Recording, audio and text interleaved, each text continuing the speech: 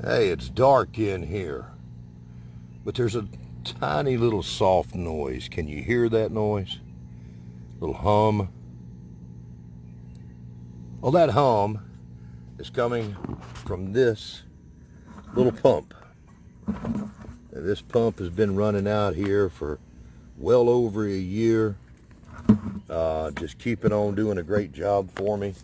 I don't know what happened to my rock. Let's go ahead while we're looking at it. Put a little brick right there on the top of it. Now, that I put in here to give some oxygen in here to my main tank. And it's not a whole lot. For this size tank, it's not a lot. But I didn't have a whole lot in there. And it does a good job. You know, the fish that are left in there, mainly some minnows, they don't need a whole lot. But that puts enough in there for them. It's done quite well, especially with this water cover that I've got on here. That I'm going to get some duckweed, and I'm going to wind up getting rid of this. It's an invasive species that if it gets loose here, it won't cause a lot of problems because it can't tolerate the cold weather very well. In South Alabama and all along the Gulf Coast it is. I won't talk about that today.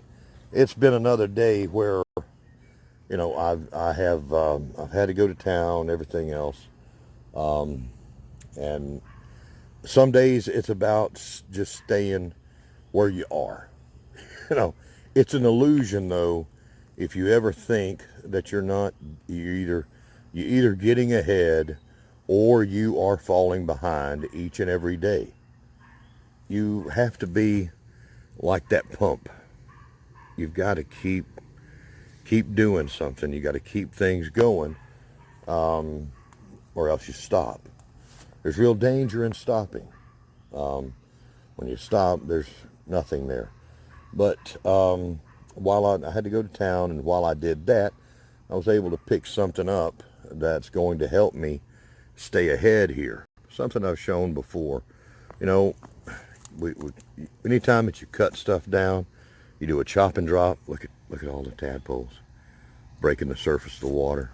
There's one right there cruising. I don't know if y'all could see him. Look at that. Those tadpoles will be frogs. Won't talk a whole lot about that, but I will give you a tip about your water features, your ponds or whatever, if you've got anything that holds water out there like this. But when we do chop and drops and mulches, it's a perfect thing. You cut down something that's in the way, you lay it down.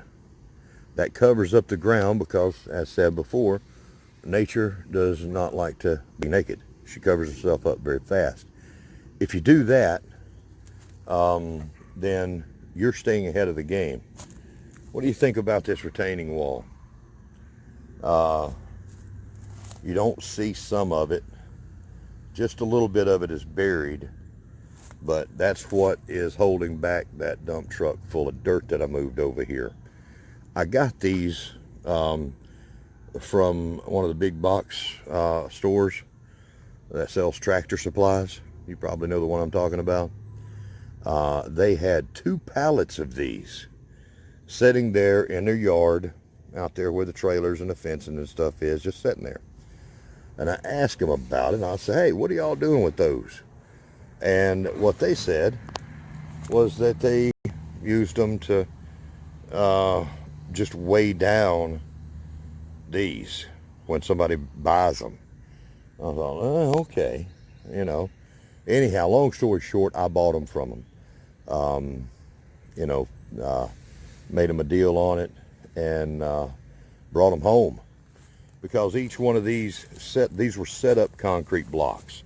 They actually had made a mistake and had bought them, and they set up, and they were trying to do what anybody would do, make the best use of what they had left. But they were sticking around. I bought them, brought them back here. I think it was 25 cents a a bag, maybe. I'm not sure what I paid for them, but I brought home 2 pallets worth of them, put them to use. I do that. Now, the cardboard that I picked up in town today, I have brought home so much of this, and there's so much of my property has got this as part of the soil now.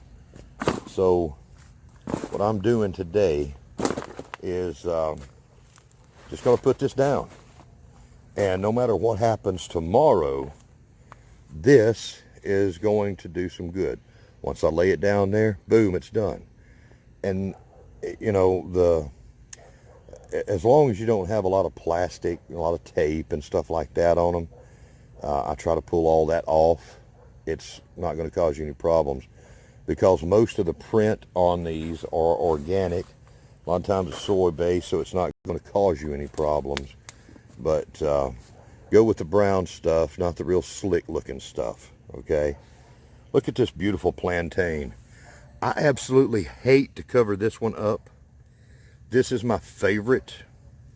Last year it got incredibly huge and made so many seeds. I'm going to do some interesting things out here with plantain, and so I'll probably transplant that, as odd as it seems. I'm an odd guy. I'm probably going to do that, but today I'm just going to try to stay ahead of what I've got, because one day of leaving this as it is will turn into 2, and will turn into 3. And by that time, the things that nature would bring in to reclaim her nakedness and to cover it, well, they're going to be coming back in. They're going to come back to life. Now, I'll tell you what, I do not use poison on my place. I've had people say, why don't you just poison it? I could do that, but I don't use power tools here, and I do not ever use poison except in a couple of small instances.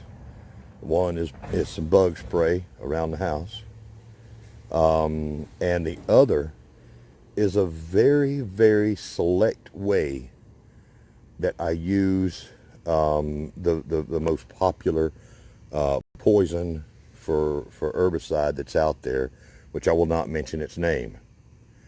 And I will show you that on an upcoming episode. It's the only time I will use herbicide or poison of any kind.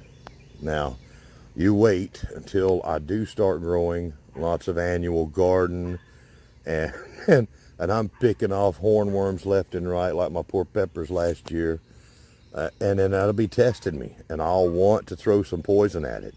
But until that day comes, I'm not going to. I'm going to use natural methods as I can, and on a small property, I can get away with that.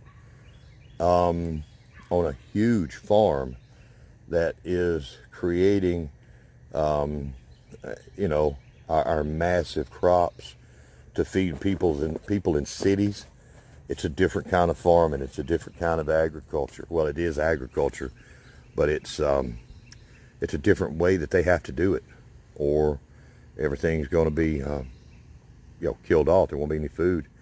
The tip that I was going to give you, you see my tadpoles in here, and most all tadpoles that I know of, I'm not an expert on amphibians or anything like that, just a fan of them. They start out as plant eaters. They're herbivores. As they continue to grow, now see right now, there's one right there nibbling on that piece of grass. They start out as herbivores, but soon after they start looking for protein. And if they find a mosquito larva that's not paying attention, they will have them a mosquito. Look at that one.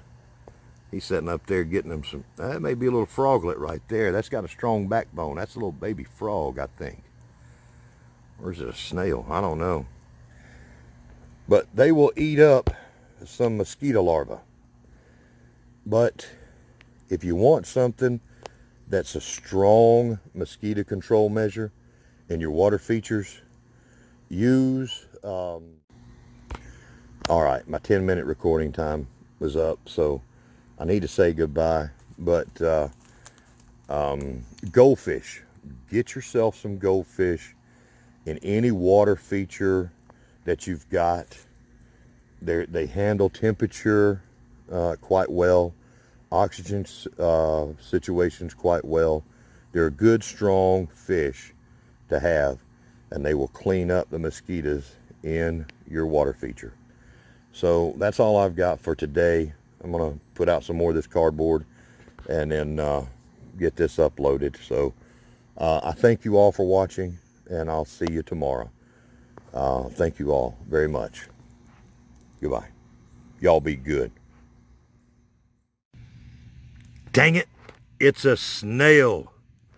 Oh, what are you doing over here impersonating a frog? That was a snail. Ha! Y'all be good.